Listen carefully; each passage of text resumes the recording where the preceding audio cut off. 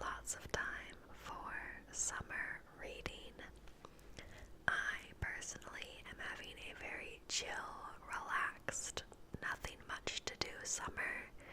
I did some travel in May, but now I have no big summer plans, which means plenty of time to sit at home and read. So, today I thought I would show you some of the books on my summer reading list. There will be lots of book tapping and tracing, and I thought, I haven't done a whispered video in quite a while, so I know whispering is not everyone's cup of tea, but I personally love, love, love whispering, so it's my channel and I get to do what I want. So this will be a whispered video with lots of book sounds. If that sounds interesting to you, stick around and let's get straight to it.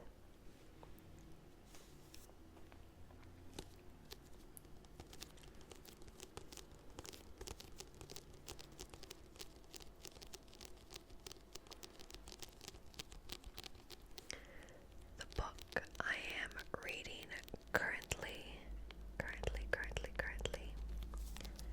is called Tales from the Cafe by Toshikazu Kawaguchi.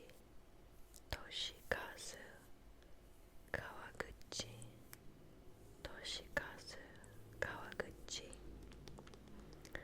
This is a sequel to the book Before the Coffee Gets Cold.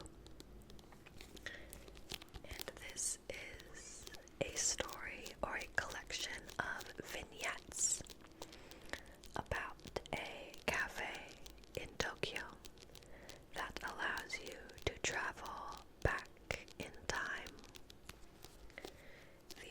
Well, there are a couple of rules.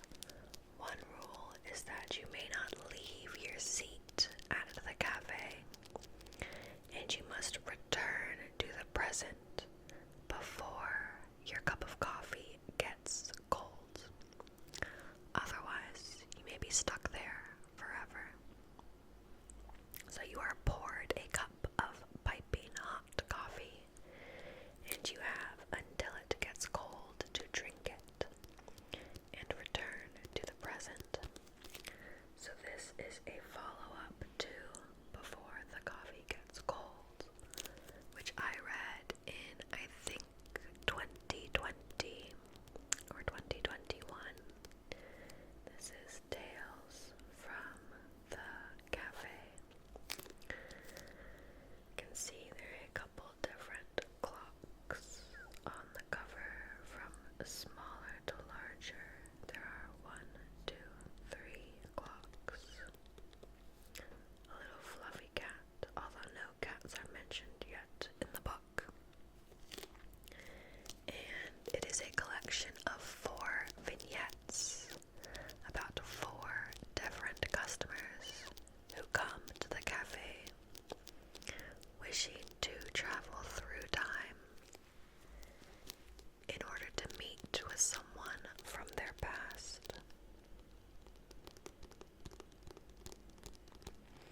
It's written in a very, very straightforward prose style. I don't know if that's the translation, or if that's just how it comes across in translation, or if that's true, accurate to the original Japanese. But the prose is very simple, very straightforward, almost like, not blunt, but just, there's not a lot of fluff in the prose style. So very straightforward, almost like casual. And it's just a nice kind of slice of life reading, very cozy. It's like emotional, but in not like a gut-wrenching sort of way. I've finished 3 of the 4 vignettes, so I have 1 more to go before we will be finished with this book and on to the next one.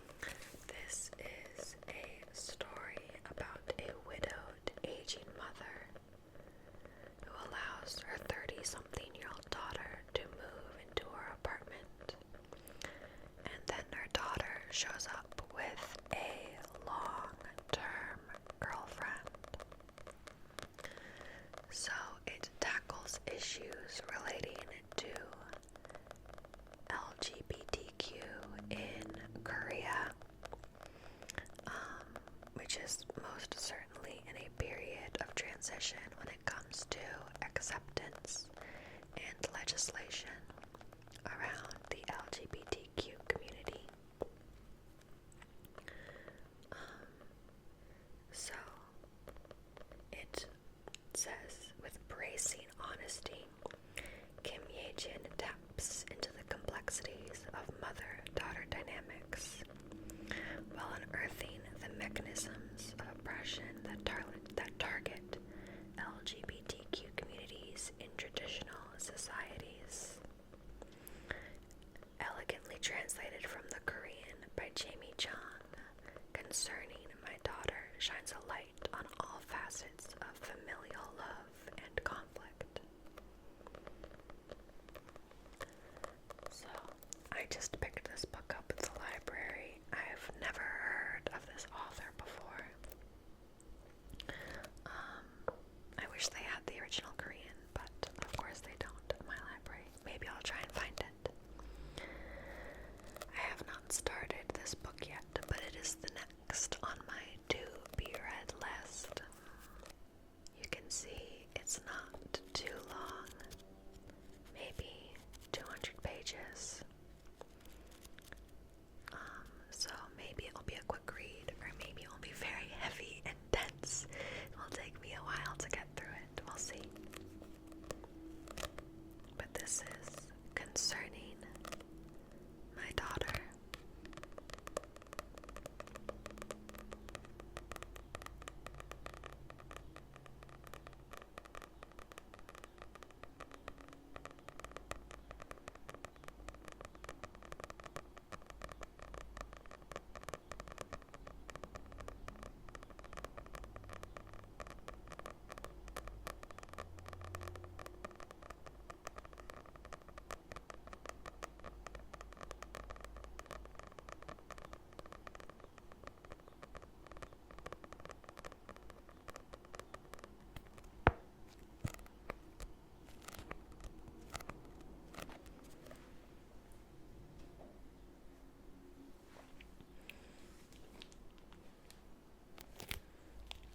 Up next is This Is How You Lose the Time War by Amal El-Motar. This is how you lose the time war by Amal El-Motar and also Max Gladstone. Yes, it seems like it's co-authored by these two authors. This is another book I checked out from my library because it had been on many recommended book lists. I honestly don't know exactly what it's about, but I'll read you the inside cover. In the ashes of a dying world, Red finds a letter marked "Burn before reading," signed Blue. So begins an unlikely correspondence between two rival agents in a war that stretches through the vast reaches of time and space. Red belongs to the Agency, a post-singularity technotopia. Blue belongs to Garden, a single vast consciousness embedded in all organic matter. Their pasts are bloody and their futures mutually exclusive. They have nothing in common, save that they're the best, and they're alone. Now, what began as a battlefield boast grows into a dangerous game, one both Red and Blue are determined to win. Sounds interesting to me. I feel like it's interesting because it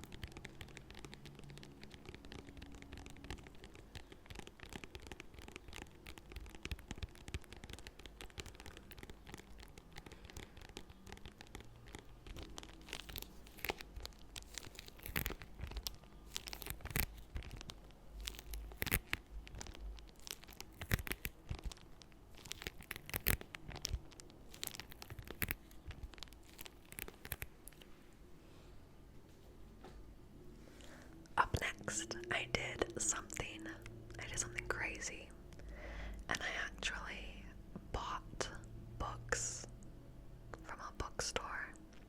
I am a library fiend. I'm big on my library, and I don't buy books typically unless I've already read them and wanted to reread them. But I did buy 4 books actually, but one of them, I'm not gonna whatever. 4 books, and one of them is The Dark Forest. The Dark Forest by Cixin Liu.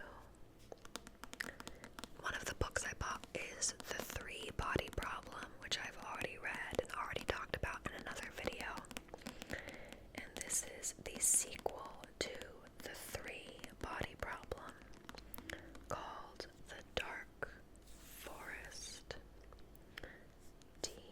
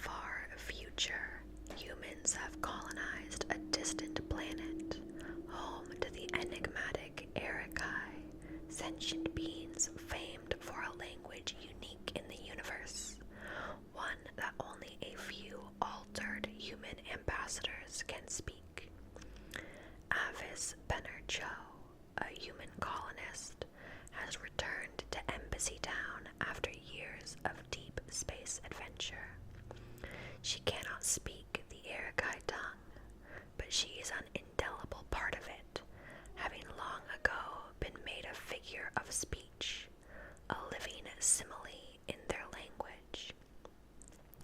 When distant political machinations deliver a new ambassador to Erica, the fragile equilibrium between humans and aliens is violently upset. Catastrophe looms and Avis is torn between competing loyalties, to a husband she no longer loves, to a system she no longer trusts, and to her place in a language she cannot speak, but which speaks through her, whether she likes it or not. So, as you may know, I am a linguist. If you haven't figured that out, welcome to my channel. It's great to have you here. But this book, as the way they set up the alien language in this book is really, really interesting. It's so unique. It does a lot for the world building.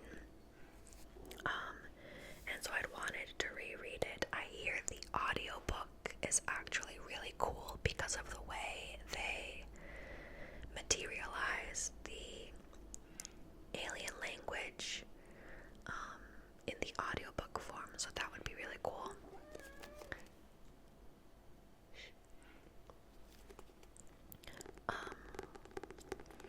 But I'd been wanting to reread this book because I read it 4 or 5 years ago, and it has since slipped from my mind. So yes, I will be rereading this. It's a really cool, China Mieville is a really cool sci-fi author. But I will be rereading this book because I read it 4 or 5 years ago, and it has since slipped from my mind. So I'm looking forward to rereading it and hopefully picking up some new things in this second read through.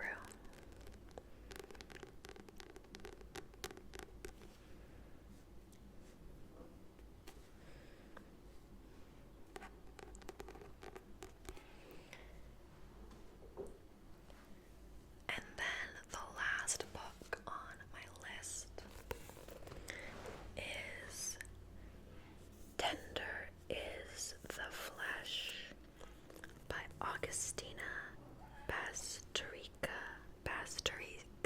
I don't know how to pronounce Spanish. One thing I've noticed is I have a lot of works in translation this time around. We have Japanese, Korean, Chinese, and Spanish reading works in translation. But Tender is the Flesh was recommended to me by a good friend whose taste she's got good taste.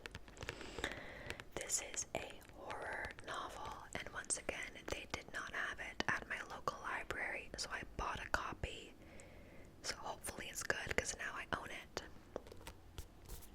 But this is a horror novel about essentially something happens such that humans cannot eat animal meat anymore. And so you can imagine what they're using as a substitute. It's people. It's people. The concept is kind of funny for me as a vegan, because if you can't eat animals anymore, then just eat plants. Just eat plants. Just eat plants. It's actually really easy. But the idea is that, like, humans have become, it's like the alpha-gal syndrome, like humans have become unable to eat animal meat anymore. And so they've come up with gruesome alternatives.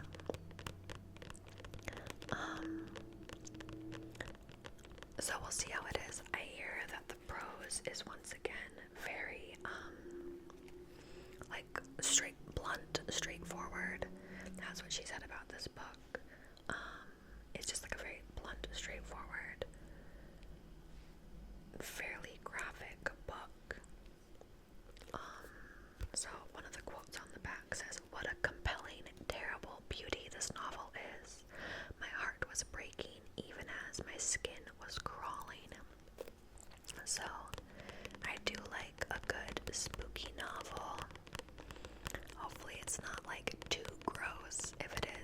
see if I can get through it. But it was recommended to me, and so I'm looking forward to it. This is by Augustina Pastorica. I believe it was originally written in Spanish. It was translated by Sarah Moses. Great. I look forward to it. So those are 6 of the books I am planning to read this summer. If you've read any of them and you liked them, I would love to hear in the comments. I have not read them yet.